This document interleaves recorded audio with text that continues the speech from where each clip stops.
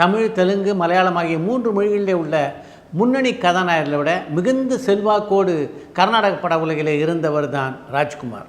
இன்னும் சரியாக சொல்வதென்றால் கன்னட பட உலகின் முடிசூடா சக்கரவர்த்தி என்று அவரை சொல்லலாம். அப்படிப்பட்ட செல்வாக்கை பெற்றிருந்த ராஜ்குமார் அரசியலிலே மட்டும் அடியெடுத்து வைப்பது என்று முடிவெடுத்தார் என்றால் மறுகணமே அந்த முதலமைச்சர் நாற்காலி அவரை தேடி வரும் என்பதுதான் பலருடைய கணிப்பாக இருந்தது. அப்படி இருந்த நிலையிலும் அரசியலை நாடி ராஜ்குமார் போகலை. இதை அவரிடமே ஒரு பத்திரிகை நிருபர் கேட்டார், ஏன் நீங்கள் அரசியலில் ஈடுபடலேன்? அரசியலில் ஈடுபடக்கூடாது என்பதை நான் ஒரு முடிவாக எடுத்திருக்கிறேன் என்று அந்த நிருபருக்கு ராஜ்குமார் பதில் சொன்னபோது, இதனால் உங்களுடைய ரசிகர்கள் ஏமாற்றம் அடைய மாட்டார்களா என்று கேட்டார் அந்த நிருபர். நான் அரசியலிலே குதிக்கக்கூடாது என்பதில் என்னை விட என்னுடைய ரசிகர்கள் தான் மிகவும் தீவிரமாக இருக்கிறார்கள். நான் அரசியலுக்கு போனால் என்னை இழந்து விடுவோம் என்று அவர்கள் அச்சப்படுகிறார்கள் என்று அந்த நிருபருக்கு பதில் சொன்னார் ராஜ்குமார்.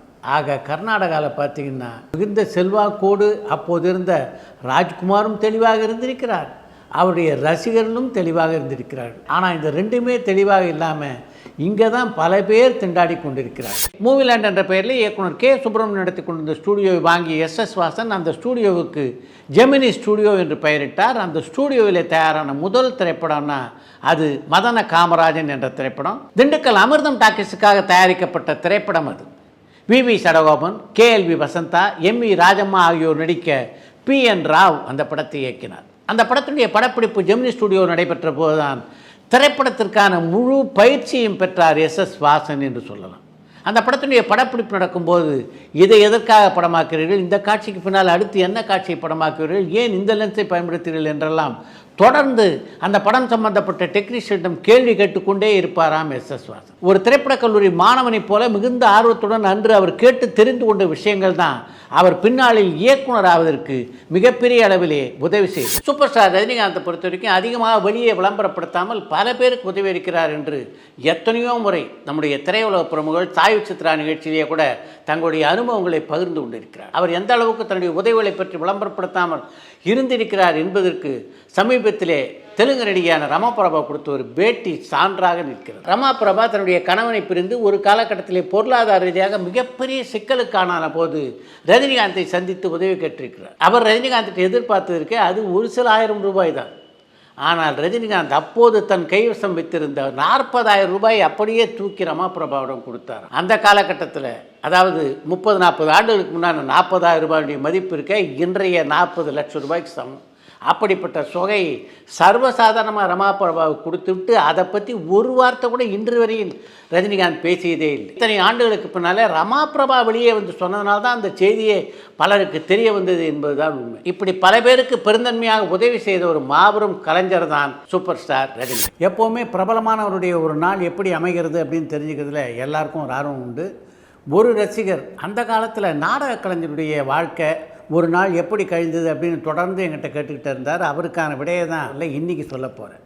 நாடக நடிகைகளை பொறுத்த வரைக்கும் அவங்கள பாதுகாப்பதற்கு சட்டாம்பிள்ளை அப்படின்னு ஒருத்தர் நாடகக்குழுவில் எப்பவும் இருப்பார். அதிகாலை 6 மணிக்கு அந்த நாடகக்குழுவில் யார் யார் பணியாற்றுகிறாரோ அவங்க எல்லாரையும் எழுப்பி விடுவார். அவர் நாடகக்குள்ள பார்த்திங்கன்னா அப்போல்லாம் 50லேருந்து 70 பேர் வரைக்கும் நாடக கலைஞர்களே இருப்பாங்க. காலை கடன்லாம் முடித்து விட்டு குளித்து விட்டு எல்லோரும் ஒரு 9 மணி அளவிலே நாடக கொட்டைக்கு மீண்டும் திரும்புவார். நாடக கொட்டைக்கு திரும்பியவுடன் 15 நிமிடம் அங்கே பூஜை நடக்கும். அந்த பூஜையிலே இவர்கள் எல்லோரும் கலந்து கொள்வார்கள். அதுக்கப்புறம் இவங்க எல்லாருக்கும் முட்டையும் பாலும் கலந்து ஒரு டம்ளரில் ஊற்றி தருவாங்க. எல்லோரும் அதை குடிச்சே ஆகணும். ஏன்னா அவருடைய தேக ஆரோக்கியத்தில் அந்த நாடக குழுவுடைய பொறுப்பாளர் இருக்கார், அவர் அவ்வளவு அக்கறை எடுத்துக்கொள்வார். இந்த பாலை குடித்து முடித்தவுடனே ஒரு 15 நிமிடம் கழித்து அவர்களுக்கு காலை உணவு பரிமாறப்படும். பெரும்பாலும் பார்த்திங்கன்னா இட்லி, பொங்கல் போன்றவை தான் காலை உணவாக இருக்கும். அதை தொடர்ந்து 9 மணிக்கு நாடக ஒத்திகை தொடங்கும். 9 மணிலேருந்து 11 மணி வரை அந்த நாடக ஒத்திகை நடக்கும். இந்த நாடக ஒத்திகை அப்படின்றதுக்கு அதில் அவங்க கதாபாத்திரங்களுக்கான வசனங்களை மட்டும் அவங்க படித்தாங்கன்னா போதாது, மொத்த நாடக வசனத்தையும் அவங்க படித்து தெரிந்து கொண்டு இருக்க வேண்டும். ஏன்னா அப்போல்லாம் பார்த்திங்கன்னா நாடகக்குள்ள சில நடிகர்கள் அப்பப்போ காணாமல் போயிடுவாங்க. ராமர் வேஷம் போடுறவர் காணாமல் போயிட்டாலோ இல்லை ஊருக்கு போயிட்டு திரும்பி வரலன்னாரோ, லக்ஷ்மண வேஷம் போடுறாரு அவர் ராம வேஷம் போடுவார், பரதன் வேஷம் போட்டவர் சத்ருக்கன வேஷம் போடுவார். இப்படி மாற்றி மாற்றி பாத்திரங்களே நடிப்பார்கள். அதனால் எல்லாத்துக்கும் அவங்க தயாராக இருக்கணும். 11லேருந்து 12:30 வரைக்கும் அந்த சிறுவர்கள் அவங்க விளையாடி கொண்டிருப்பார்கள். இல்லை அந்த நாடக வசனங்கள்லாம் பேசி பார்த்துக்குவாங்க. 1 மணிக்கு சரியாக சாப்பாடு. இந்த சாப்பாடு முடித்த உடனே 2 மணிலேருந்து 5 மணி வரை கட்டாயமாக அவர்கள் எல்லோரும் ஓய்வெடுத்து கொண்டார்கள். ஏன்னா நாடகம் இருக்குது, அது முடிகிறதுக்கு தினமும் அதிகாலை 2 மணி ஆகிடும். அதனால் நாடகத்தில் தூங்கக்கூடாது இல்லையா, அதனால் கட்டாயப்படுத்தி அவளை தூங்க வச்சுருவாங்க. 5 மணிக்கெலாம் எழுந்து 6 மணிக்கு தயாராகி 6 மணிக்கு நாடக கோட்டைக்கு இங்கேருந்து நடந்தே போவாங்க. எப்பவும் பார்த்திங்கன்னா இவங்க தங்கி இருக்க இடத்துக்கும் நாடக கோட்டைக்கும் கொஞ்சம் தூரம் இருக்கும். அங்கே 7 மணி அளவில் மேக்கப்லாம் போட்டுக்கிட்டு நாடகத்தை ஆரம்பிப்பாங்க. நாடகம் இடைவேளை வரை நடந்து முடிய 12 மணி ஆகும். 12 மணிக்கு இவங்க எல்லாருக்கும் சூடாக பொங்கல். ஏன்னா அதுக்கப்புறம் இன்னொரு 3 மணி நேரம் இவங்க நடிக்கணும் இல்லையா. அதுக்கு பின்னாலே அதிகாலை 2 அல்லது 3 மணி வரை இந்த நாடகம் தொடரும். 3 மணிக்கு நாடகம் முடிஞ்சோடனே திரும்பவும் நடந்தே நாடக கோட்டைக்கு திரும்பணும். 3லேருந்து 6 வரைக்கும் தூக்கம். 6 மணிக்கு திரும்பவும் எழுந்துக்கணும். இதுதான் அவருடைய ஒரு நாள் வாழ்க்கை. கவிஞர் கண்ணதாசன் பல திரைப்படங்கள் எடுத்திருந்தாலும் பெரும்பாலான திரைப்படங்கள் அவருக்கு நட்டத்தையே தந்தன. அப்படி அவருக்கு மிகப்பெரிய நட்டத்தை ஏற்படுத்தி தந்த ஒரு திரைப்படம் தான் கவலை இல்லாத மனிதன் என்ற திரைப்படம். அந்த படத்திலே கதாநாயகனாக நடித்தவர் சந்திரபாபு. அந்த படத்திற்காக ஜெமினி அதிபர் S.S. வாசனிடம் கூட கடன் வாங்கியிருந்தார் கவிஞர் கண்ணதாசன். அந்த படத்துடைய வெளியீட்டுக்கு பின்னால் கூட அந்த பணத்தை அவரால் திருப்பி தர முடியல. ஏறக்குறைய 32,000 ரூபாய் தொகை அவருக்கு இவர் திருப்பி தர வேண்டியிருந்தது. கவலை இல்லாத மனிதன் திரைப்படம் வெளியானதுக்கு பின்னாலே ஒரு நாள் தொலைபேசி மூலம் கவிஞர் கண்ணதாசனை தொடர்பு கொண்டார் S.S. வாசன். படம் எப்படி போச்சு என்று அவர் கேட்டபோது ரொம்ப சுமாராக போச்சு என்று பதிலளித்தார் கண்ணதாசன். அதற்காக சுதந்திராதீங்க, தொடர்ந்து திரைப்படங்கள் எடுங்கள் என்று ஆறுதல் சொல்லிவிட்டு போனை வைத்தார் S.S. வாசன். அன்று மாலை ஜெமினி ஸ்டுடியோவுடைய நிர்வாகியிடமிருந்து கவிஞர் கண்ணதாசனுக்கு போன் வந்தது. அப்போது ஜெமினி ஸ்டுடியோவில் நிர்வாகியாக இருந்தவர் நம்பியார் என்பவர். அப்படி ஒரு ஃபோன் வந்தோடனே நிச்சயமாக கடனை கேட்கறதுக்காக தான் ஃபோன் பண்ணுறாங்க போல தெரியுது என்று நினைத்து கொண்டே அந்த ஃபோனை கையிலே வாங்கினார் கண்ணதாசன்.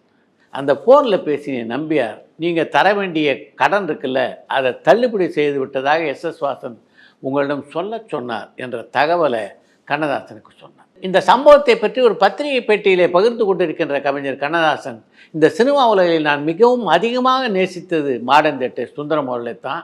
ஆனால் அவரையும் தாண்டி S.S. வாசன் மீது எனக்கு மிகப்பெரிய மரியாதை ஏற்பட்டது இந்த நிகழ்ச்சிக்கு பின்னாலே என்று குறிப்பிட்டிருக்கிறேன். இந்த சம்பவம் நடந்ததுக்கு பின்னாலே ஜெமினி ஸ்டுடியோ தயாரித்த பல திரைப்படங்களுக்கு நான் பாடல் எழுதியிருக்கேன். அப்படி நான் பாடல் எழுதிய போதெல்லாம் பழைய பாக்கியில் கொஞ்சம் தொகையை கழித்து கொள்ளலாமா என்று கூட ஒரு நாளும் அந்த நிறுவனத்திலிருந்து யாரும் என்னிடம் கேட்டதில்லை. அப்படிப்பட்ட ஒரு பெருந்தன்மையான மனப்போக்குக்கு சொந்தக்காரராக இருந்தவர் தான் S.S. வாசன் என்று குறிப்பிட்டிருக்கிறார் கவிஞர் கண்ணதாசன்.